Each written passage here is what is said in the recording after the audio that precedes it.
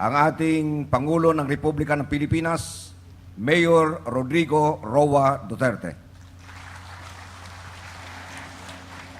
Sir, permission to kindly sit down. Thank you for your courtesy. Congresswoman Garcia. Secretary of Agriculture Emmanuel Peñol and other members of the Cabinet, officials and employees of the Department of Agriculture.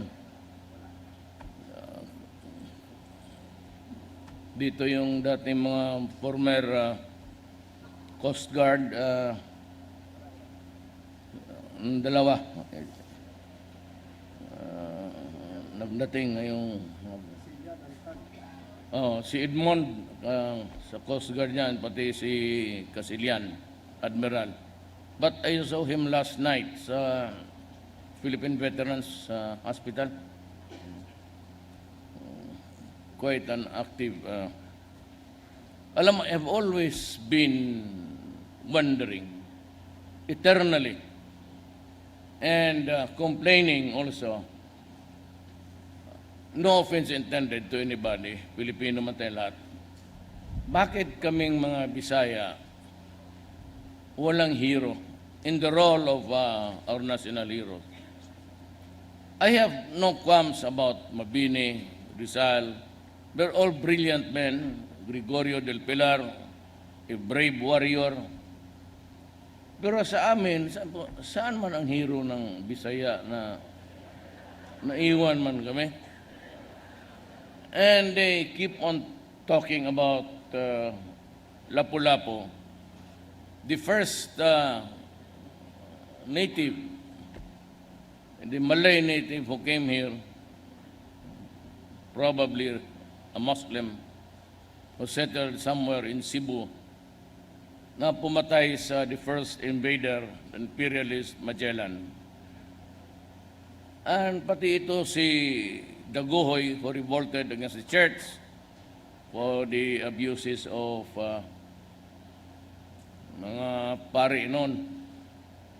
So, sabi ko, alam mo kasi ito si Dagohoy, if you talk to the policemen and law enforcers, ang tokatis nila dito, pag tinanong, when I was mayor, ano nangyari?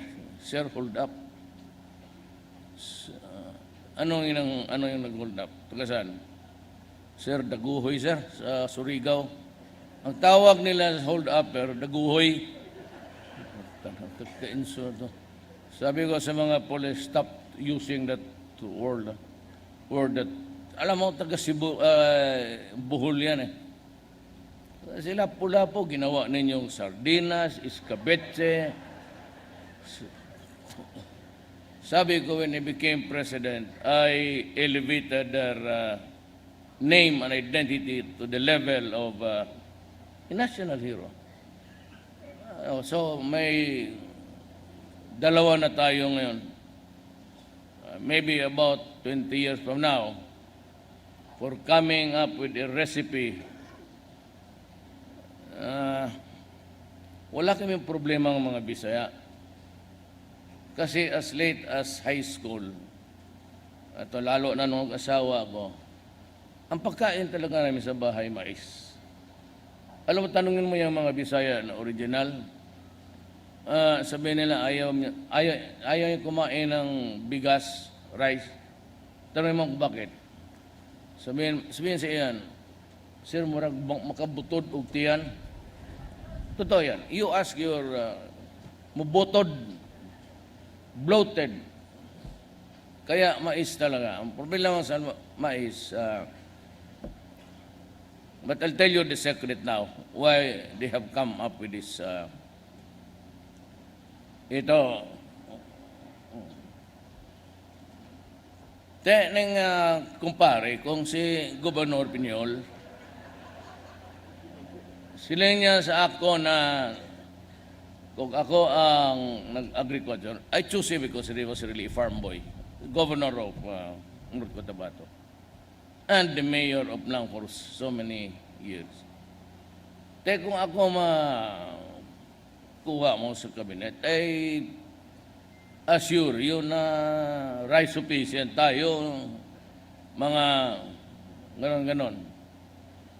Well, that is as far as his dream can go. The problem is, it's not his fault. We have run out of agricultural lands where we produce our pagkain, consumption. Everything here now, including the mountain, the Samal Island that you're facing, cash crop yan eh. Puro export oil, the copra meat. Punta ka doon sa taas, wala ka namang makuha because they're all planted or geared to bananas. And the moneyed guys and the multinationals, because it is a cash crop, yun ang nangyari ngayon. So, short of lands actually. And maybe in the Visayas, without offending the guys there, kasi mabagyo ang lugar. Ngayon na lang itong dumating for the rare times in my life. The last destructive typhoon was in 1969.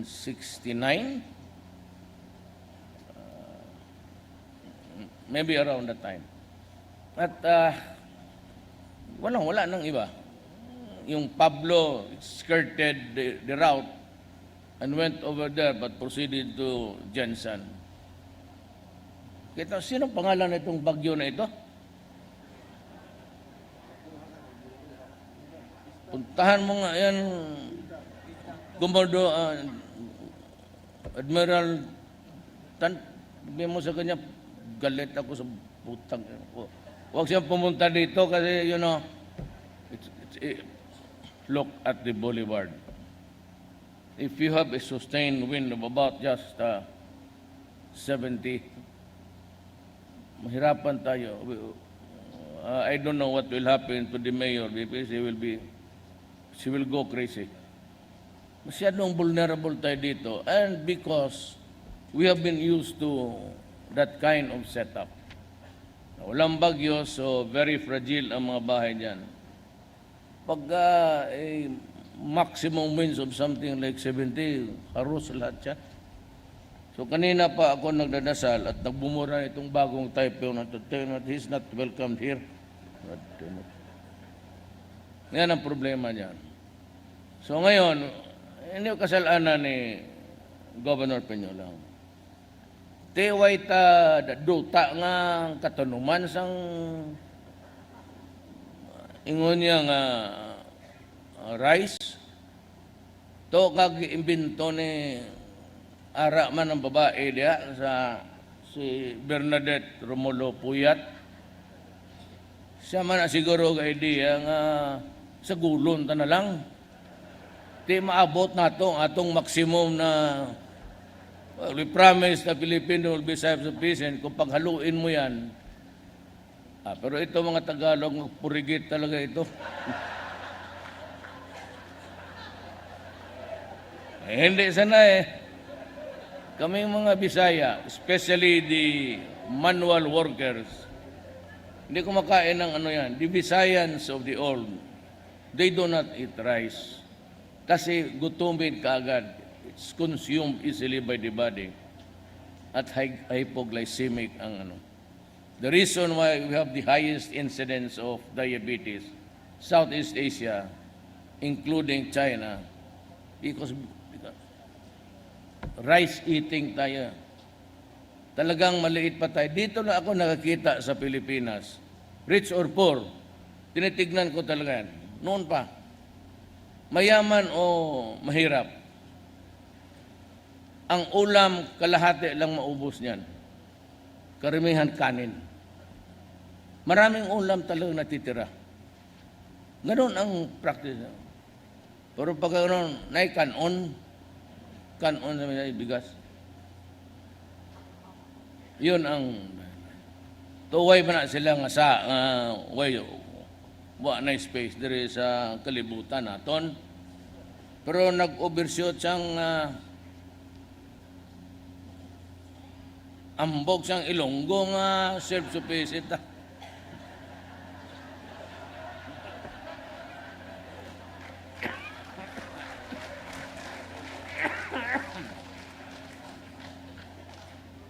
Kag napadala siya sa ng number one technocrat niya, ara man si sabi niya, ako ng project nga bugas mais. Oh, good. Now we are equalized. We eat rice, we eat corn. Para sa lahat. Perfect.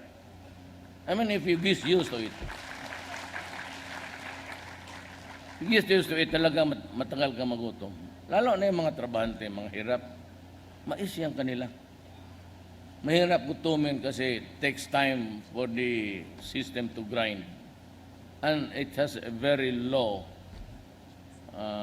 glycemic properties. Okay. So, ito ngayon may barko, may commander, may bagyo. Siguro itago mo na muna na hindi man to aircraft carrier, baka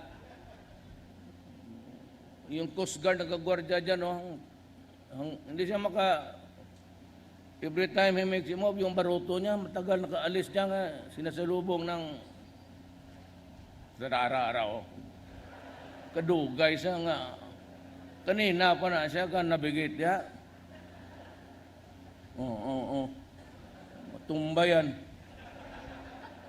Sa araman si Admiral Casilian, tagkag si retired Admiral, Admiral, ito yung mga sikat noon dito sa Davao. So, yun ang lang may idagdag ko doon.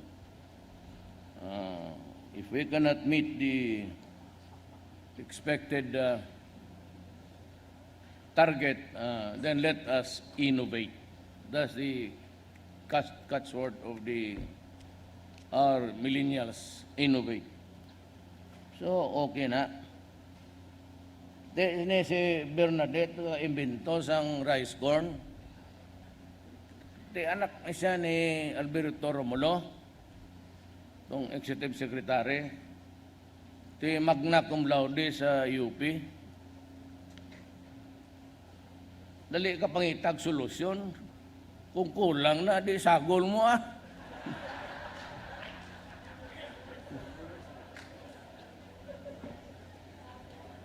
Sige, bati. Huwag ka magtanong niya ganito. Tuturuan ka ng mali dyan.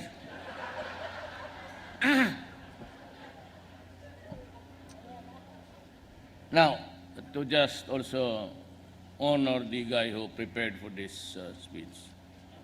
Basahon na lang nato niya. Our activities today are proof of the government's resolve to empower and protect our country's farmers and fisher folk. I thank the DA, BFAR, and NFA. Ara man si Garcia, Jason. Nice. I've seen you for 2 decades, siguro. The commissioning of the BRP Lapu-Lapu and BRP Francis Dagohoy will strengthen the government's programs against illegal, unreported, unregulated fishing. These stillhold offshore vessels are set for deployment in various parts of the Philippine waters to intensify fisheries laws and enforcement operations. Mag-cut mo na ako dito. These ships have various purposes. One, it can transport food to places anywhere in the Philippines during hunger, famine. Second is rescue. We are the window of the Pacific, and every now and then, I just came from Biliran the other day, and not so much about the devastation sa infrastructure, but including the casualties. They are still in the search and rescue. I just hope na yung mga tao doon na somewhere kawawa rin kasi yung So these ships will come in handy. I'm sure that maraming trabaho ito magagawa para sa Pilipino. And this was a good move by Secretary Piñol. You just have to stretch your indulgence. I have a very bad throat. The launching of the rice corn blend program earlier will help supplement the income of our common farmers and promote a healthy lifestyle among Filipinos. Marami tayong mais and it can grown everywhere, almost. Hindi masyado mahirap itanim.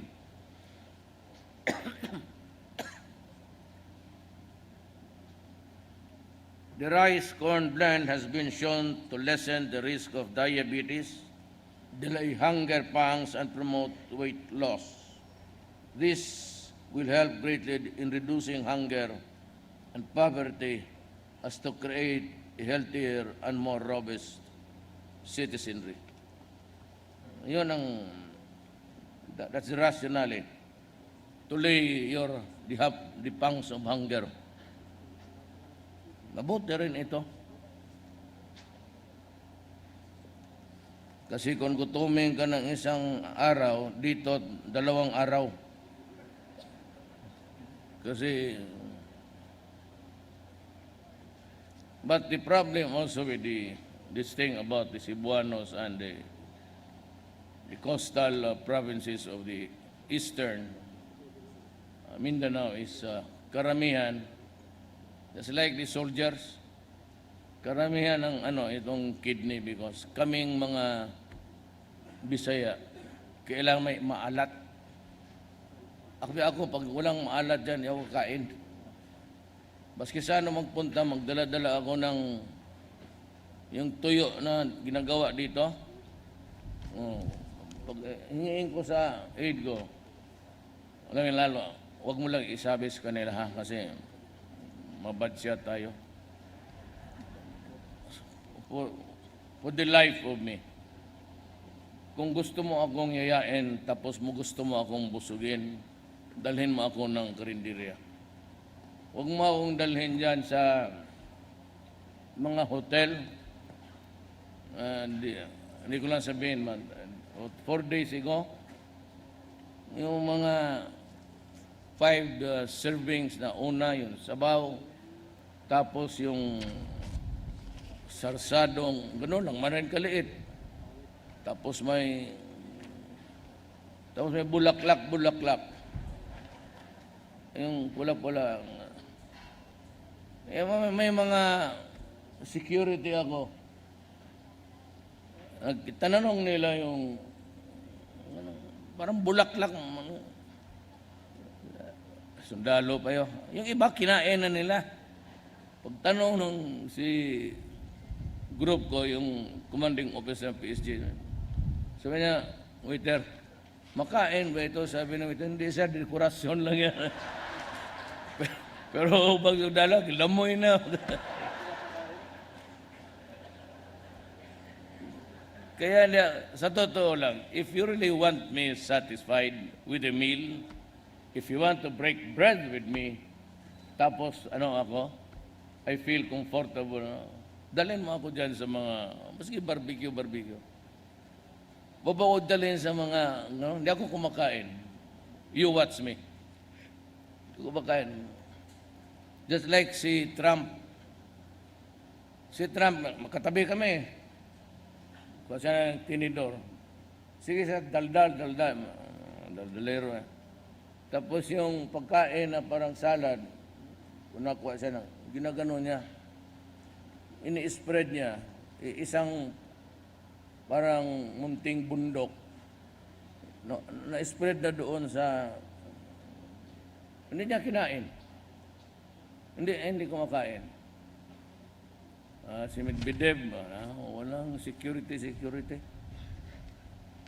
Basta kain. Si Trump ang hindi pinapakain ng gwardiya niya. Kaya baka makakain ng bulaklak sa sundalo ko. Hindi na nagtanong yung iba na makain ba ito, hindi. Basta nandiyan sa plato. Yung mga hotel na yan, kamahal yan po.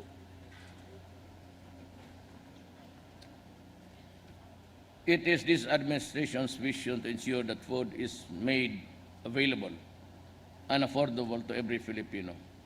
But this can only be accomplished if we empower and protect every Filipino farmer and fisherfolk through effective and efficient programs and initiatives.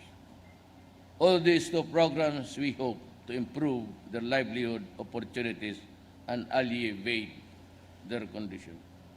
Our farmers and fisherfolk supply the Filipino people with food despite great risk and difficulties, and are often affected by weather changes, price fluctuations, and financial resource shortages.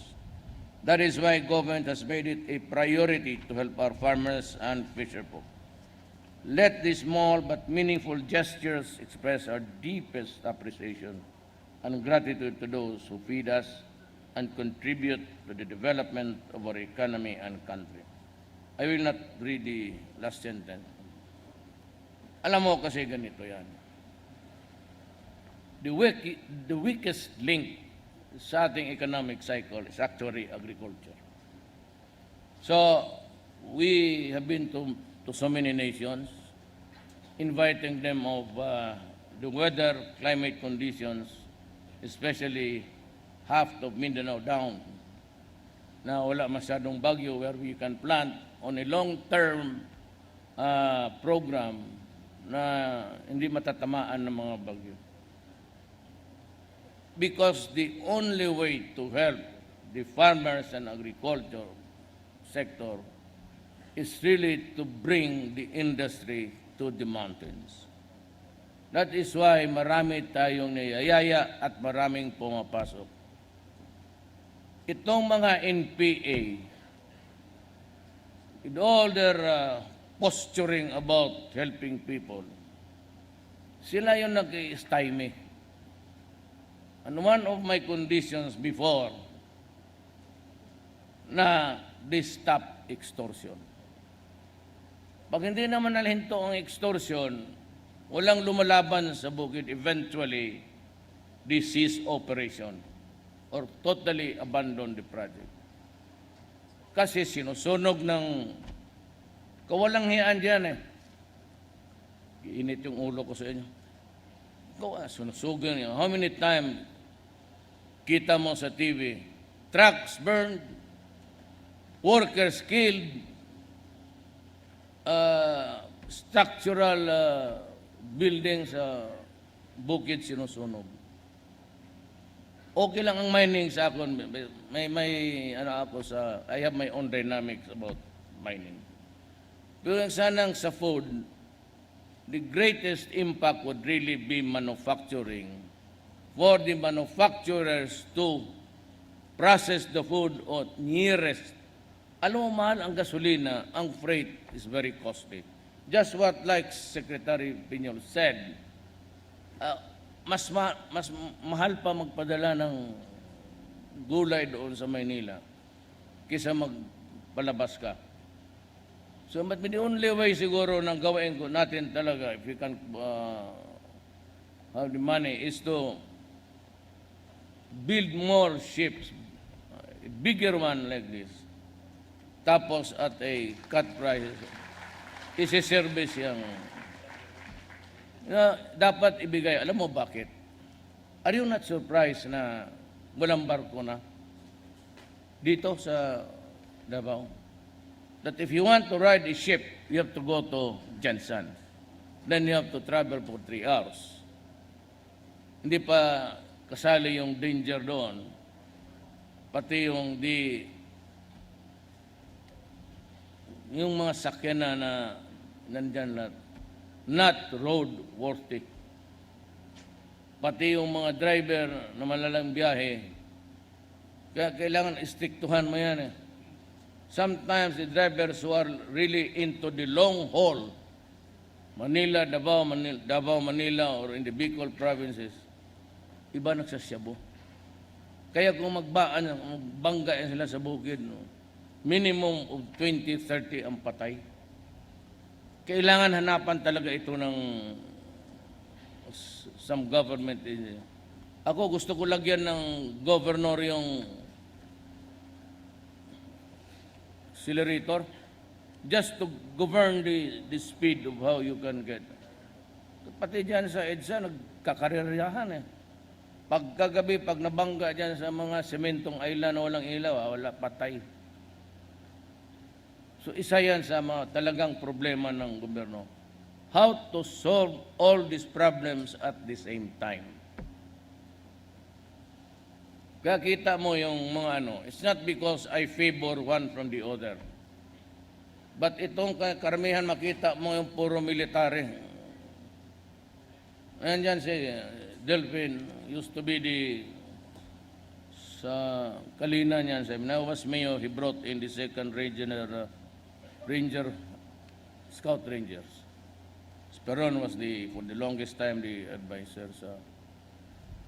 Now I place somebody there si General Rosario. He used to be the commander of Task Force Davao. Alam mo kasi, pag inutusan mo, nasusunod. At walang minos ang kurakot. Pag sinabi mong yan ang pera, gawain mo yan, gagawain yan. Yan ang gusto ko. Alam mo kasi itong bureaucracy ganito. Huwag ho kayong mainsulto, totohanan ito. When you enter government with all dedications and lahat na, papasok kayo, then you mag-fight kayo doon sa lower echelons ng ating gobyerno. First grade, up to the time maging supervisory authority ka, then eventually sasagad ka dyan. Now, it has always been the practice na yung mga director talaga are political appointees. You know why? I'll tell you what. I've been mayor for 23 years. Congressman for one term. Vice mayor. Alam mo kasi, pagdating ninyo dyan sa taas, parang alam na ninyo sumagad na kayo. Kasi ang feeling ninyo is you'll never go higher than what you have now at present. So, sometimes, hindi naman lahat. Mostly sa Manila, mga dead woods. Ang mga tao magpunta doon, maghanap ng perma, wala niyan. Magbalik ka bukas, wala niyan. Puta pagdating dito, nandoon sa abroad. Tingnan mo noong record, 7, 8, 9 times going abroad using the money of the people for a flimsy reason to go there. Kaya umiinit talagang ulo ko. Kaya January 1, sabi ko sa Remedial Dia, well, I do not want to interfere with Congress and the Supreme Court. Inyo yan, Milene. Dito sa akin, no travel now. I'll cut it. Or whatever, except the diplomats. Yung mga ambassador. O yung travel, wala dyan. Ayaw ko na lang sabihin na pahiya yung tao. Basta sabihin ko muna walang travel. Mag-starvation diet muna tayo dyan. Every time you go out, you spend PRRDs and then hotels plus the fare. Kaya lahat nag-travel na more than... I look for plenty of victims. Ipatingin ko lahat. Yung lahat na every month nag-travel, you go. I do not need you in the executive department. So walang travel talaga. January 1, wala akong pakialam kung, well, if it's a personal reason, namatayan ka ng tito mo, mother, but o yung isang asawa mo namatay doon, hayaan mo na lang, maligaya ka na yan. Magdasal ka na tuloy. Ubos yung pera. Ako talaga, and I will fire about 49 policemen and 3 superintendents. grabe ako, you could sense yung protection ko sa uniform personnel. Kinakampihan ko talaga yan, kinukup-kup ko yan sila. For as long as they do their duty and in the performance of duty, wala silang problema. Time and again, I've said, I will protect you.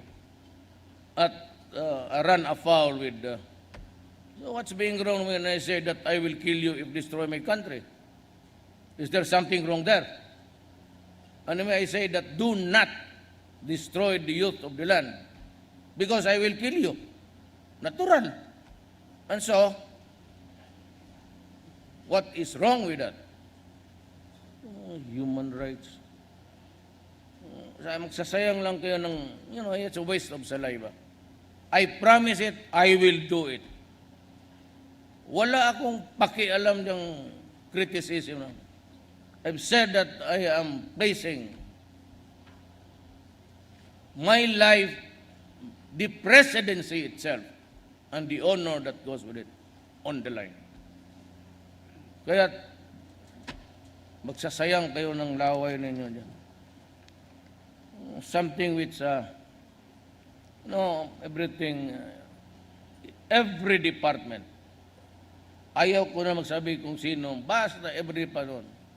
Pati yung akin, may component talaga yan sa corruption as we go along our national line. Hindi na mahinto-hinto ang at least na naman panahon ko, total hiningi ko 4 years lang. I did 4 years, so many months. This is a time to stop. At least patikim ko sa Pilipino, ano yung bayan nila na hindi ginagastos yung pera nila sa tamang. You just find it easy to go back and forth every month. Siniswerte kayo. Eh ako, sabi ikaw, di gusto mo palit tayo? Kaligaya ko na lang alam mo, my age 72, I used to be a pilot when I was young. I was flying here dito. Nag-i-exhibition ako palagi ito. I take a spin, naglo-loop ako dito. Ginagalit ko yung CAA matanda dyan kasi makita niya naglo-loop ako ng gano'n. Pinapa-spin ko. We have a kapatid niya noon he was our instructor, Air Force yun eh. Ngayon, patrabilin mo ako. After that accident so many accidents sa motor, madali ako mahilo. Nagpupyok pa ako minsan and add to the spinal trouble that I have. I cannot even sit one position. It's normal for you to shift position while you are asleep every 40 minutes. Gagalaw talaga yung katawan. Ako yung madali na akong I hate to travel, but I have to represent. Now, this is India. Nag-beg off ako. Probably tayo lang pala ang walang representation. So the Department of Foreign Affairs is urging me to go there because India is also a big market. There's a lot of people there. Next, I think parang humahabol siya ng China sa population. I am not sure, but I have to attend every, whatever it is, heads of state. Pero kung sabihin ninyo, nag-enjoy ako niya, I'm too old for that. So let us be very clear on this. We're all friends. Wala ang problema dyan. But when it comes to government interest, medyo kalimutan mo na muna. I have fired so many who were with me in 1988 and who campaigned for me and worked for me. Only nung pagsama namin in the early days, yan nga ang mahirap dyan. Maraming 3 minutes. Maraming pupunta noon. Ayaw kong tumakbo. Tapos dito sabihin, Mayor, tumakbo ka na, ikaw lang pag-asa ng bayan, wala la, bla bla bla. Wala na itong, this country will go down on a... Tapos ngayon na nanalo ako, naging presidente nga ako, ibigyan mo naman trabaho, wala pang 1 buwan, 2 buwan, nandiyo na sa corruption, ay putang. That's the irony of it all. Most of them are the ones prodding me to run. Mayor, masyado na ang korupsyon. Look at the irony of it all. Not only very tragic. Tinutulak na ninyo ako tumakbo para walain natin ito. Lalo na. The danger is it would make things worse for us. Panahon ko hindi talaga. I will always be strict, especially in matters of money. Mahirap akong dyan. Pero since we are all a democracy and the powers are distributed, kahit ang mga NPA,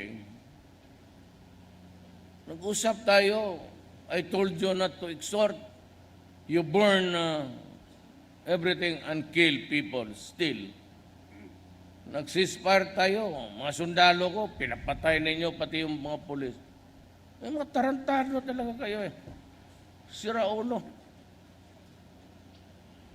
Ngayon, you are exploiting everything and collecting as if you are without a sin kung magsalita. Ang yayabang pa. Tapos magsabi, revolution, revolution. O sige, pag-revolution kayo. Ako mag-revolutionary government yan. Duterte, diktador, nabuang na. Kayo na wala ka na yung bangka dyan. Lalakas loob ninyo magsigaw ng revolution. Wala ka nga tabanog dyan. Akong may Air Force, may Navy, sige, revolution. Sabi ko, ako? Kayo mga sundalo, kayo mga pulis, papayo kayo sa isang son of a bitch to be a dictator? Would you think you would allow me beyond my term? What's happening to you? Hindi ako ang may problema. I don't want it. The guardians of the... At the end of the day, it's always the military and the police. Kayong mga police. Is it good for you to allow me to be a dictator? You will allow it? Kayong mga taga-armed forces.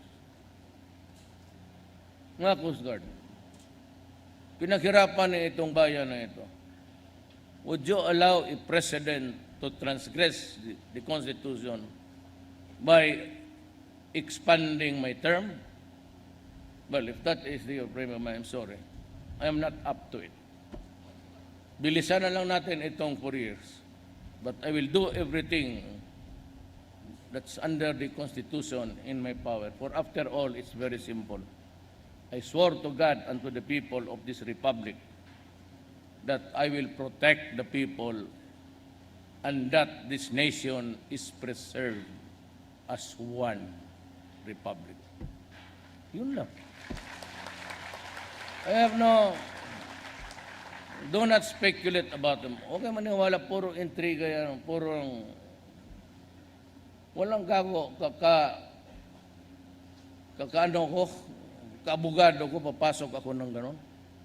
Besides, yung mga mista, katagal natin nagkakilala noon pa. Was only fiscal. Was I ever talking of something like as indecent as working towards a revolutionary command? Bakit ko gawain yan? Kaya ko man, I can maintain law and order dito sa Mindanao because of the extremism. Pagka dito, doon, Manila, safe ka. But remember, in Mindanao, there is a martial law existing. The enemies of the state, bante pag dito. Ako hindi naniniwala ako ng 39 hours under the Constitution. Pagka gano'n, when I get hold of you, I will give myself enough time to investigate. Bigyan mo lang ako ng ilang oras to detain you. That's bullshit. I would rather not at all get hold of you. Just wasting my time. Pag nahuli kayo dito, bantay kayo. No bail kayo dito. Kausapin kayo ng mabuti. Kala mo naman kung sino kayo. Lalo na itong, well, the other one is terrorism. We're facing so many fronts. The drug problem is still there. I've been telling you. Was it last night or the other night? I went to the wake of yung police na namatay. I've been telling you, dear fighter, meron kayong dala-dala ng pamphlets, yung about drugs. I'm giving you literature. Yan ako galit. Kaya ako napamura. Alam mo, same body, National Control Board, may logo doon na United Nations. And here is the Human Rights Commission, also under the United Nations.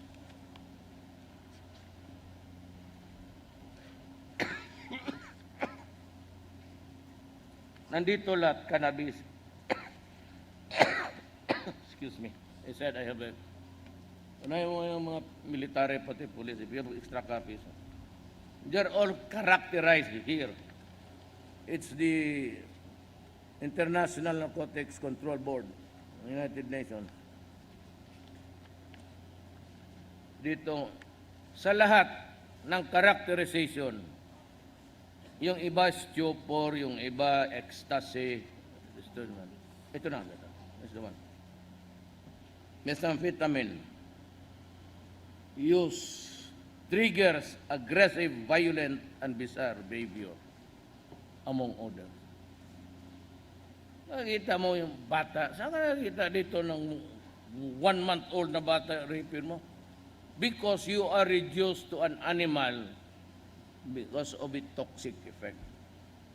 Yung papi, cannabis, cocaine, yan yung mga milyonaryo na may gano'n na kalalaking barko. They go into the open sea and aeroplano mag-hit-hit sila. Wala tayong magawa eh. Yung mga elitista na mga... O yung pobre, bakit? Bakit ang pobre na mamatay, ang mayaman hindi? Kasi ang pobre, yun ang target ng market ng shabu. Mura eh. Ito mga cannabis, cocaine, mahal to heroin. It does not really impact so much on the brain because it comes from a natural organic plant. Shabu is a mixture of deadly chemical. Kaya pati pulis, sinabi ko na, ubos na yung pulis ko dyan sa... Tapos basahin mo yung mga critics dyan sa ano. Ang sabihin lang nila, ito, pinatay ni Duterte. Yan, 10,000. Tapos pupunta dito, Duterte, alam mo ba, ang drug is a social problem. It is a health issue. And so, yun lang. Dali na doon sa Amerika, sa Europe. Ito namang ugok ng mga puti, palibasa walang mga utak. If it is a social problem, if it is a health issue, tignan mo doon sa likod. What happened? How did it start? Where is it going? Ilan na ang addict? It's about 4 million plus 6. They are creating within our nation isang grupo who are already insane and addicted to a drug called shabu. They are reduced to slavery. Kaya talaga ako rin. And the crimes and the horrendous crimes that they commit along. Kaya sabihin mo na, madala mo ako doon, takutin mo, International Court of... Kaya sabi ko, ay, Calamar, come here. Iko-cross-examine kita. Pero magdala dito yung black doctor na sabi na sa Amerika, kasi ang crisis on opioids, yung prescription, hindi pa sila natuto nitong Shabu. Pag yan ang sabi ko nga, one day to your horror. Okay, umpisa na. So, Trump declared an emergency. Tapos gusto nila sundin natin sila. You know, hindi nga ninyo makontrol na Amerika kayo, nandyan na sa inyo lahat. Kami pang, wala kaming sophisticated, wala kami masyado yung mga drones that can penetrate the cover of the canopy of forest. Wala kami yung warm bodies na makikita mo. It's too expensive. Ang nagamit lang natin yan noong sa Marawi, but it was only loaned to us. O hiniram lang tayo. Hindi atin yun. Yun ang... Kaya hindi ko binasa agad yung speech ko, Congresswoman, pardon na. Taking of your time. Are you going back to Manila? Kasi those guys who are going to back, when going back, ikaw, Mr. Balik kami nila. Kasi alas 9, magdating na daw ang bagyo. Mag-search and rescue na naman tayo nito ng dalawang Coast Guard. So, thank you for those guys who came in from afar. Thank you for visiting us here, hearing this event with us. This will help itong dalawang. Alam mo, sa 5 years ko, sabi na Pinyol, he will acquire more. Alam mo na yung lunggo. Lente, ako ra cabinet member nga may mura o may navy. Ako, akin, di damo sang barko ko. Kulang, kanyo na lang. Pero maganda yan. It's a good move actually. I agree with you. Maraming salamat po. Thank you, Mr. President. At this juncture, may we request the President and the stage party to go downstairs for a photo opportunity with the government officials and selected corn farmers in 3 batches. Please come as gold. Batch 1, all those with yellow stickers. This includes corn farmers from the top 10 producing regions. Batch 2, all those with blue stickers, please get ready.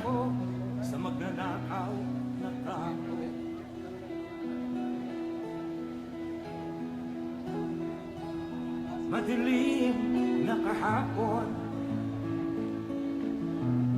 ikaw ang mag-aahon.